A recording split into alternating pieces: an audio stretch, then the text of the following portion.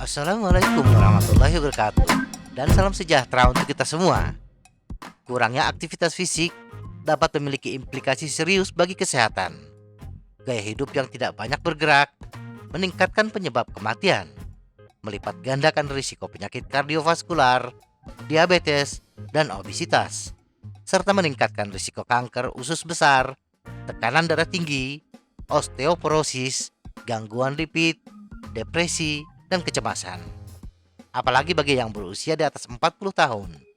Metabolisme tubuh yang mulai menurun bila tidak diimbangi dengan pembakaran kalori melalui aktivitas fisik akan menambah tumpukan lemak, meningkatkan kadar gula darah, dan penyebab penyakit kardiovaskular lainnya.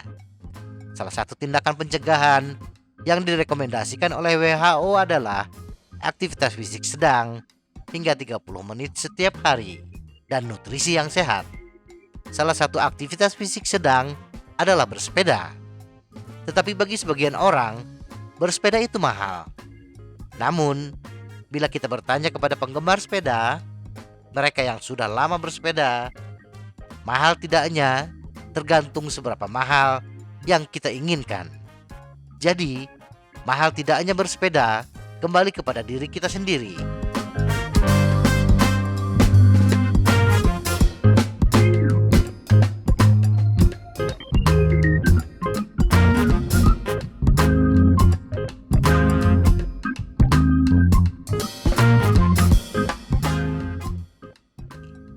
Memang untuk bersepeda secara rutin, kita harus memiliki sepeda. Yang pastinya, kita harus mengeluarkan biaya tambahan untuk itu.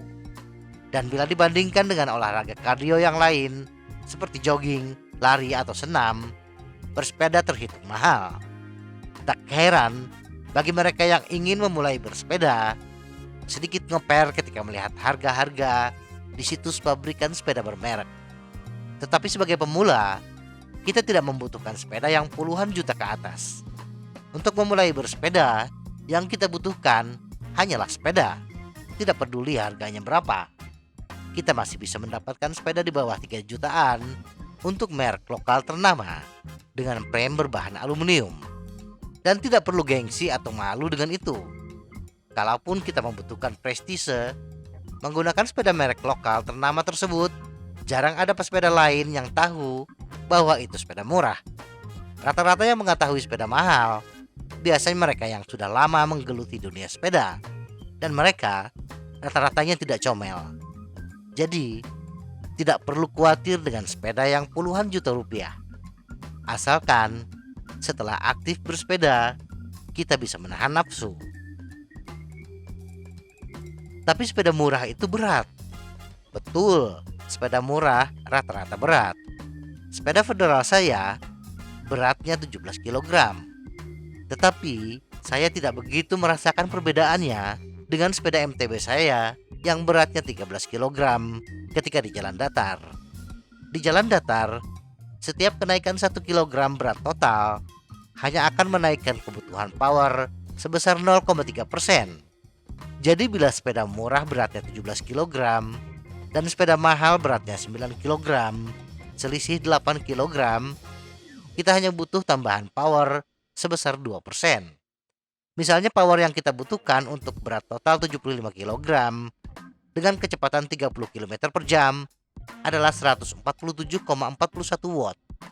Kita hanya menambahkan power sebesar 3,33 watt menjadi 150,74 watt.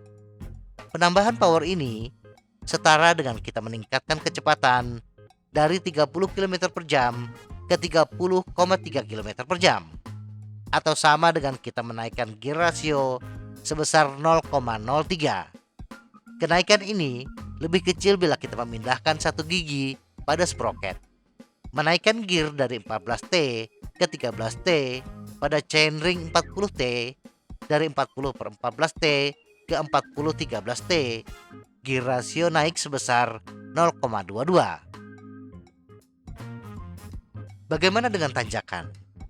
Untuk tanjakan dengan gradien 5%, memang penambahan bobot akan mempengaruhi power rata-rata sebesar 1% per kilogram kenaikan bobot. Atau bila kenaikan bobot sebesar 8 kilogram, kita harus menambah power sebesar 13,43 watt dari 131,65 watt ke 145,08 watt untuk kecepatan 11 km per jam.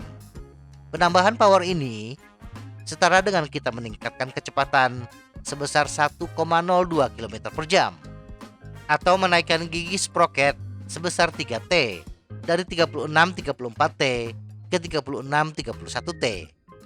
Tetapi pertanyaannya adalah, di awal-awal kita bersepeda, biasanya kita akan memilih jalur yang relatif datar dan jarak tempuhnya pun tidak begitu jauh.